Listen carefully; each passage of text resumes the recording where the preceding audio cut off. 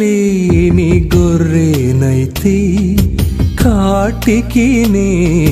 చేరువైతే,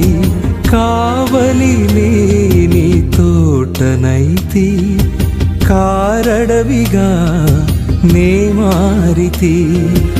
గూడు చెదరిన గువ్వనైతి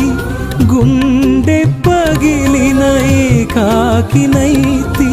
గుండె దిగులుగా ఉందయ్యా గూడు చేర్చుమో యేసయ్యా,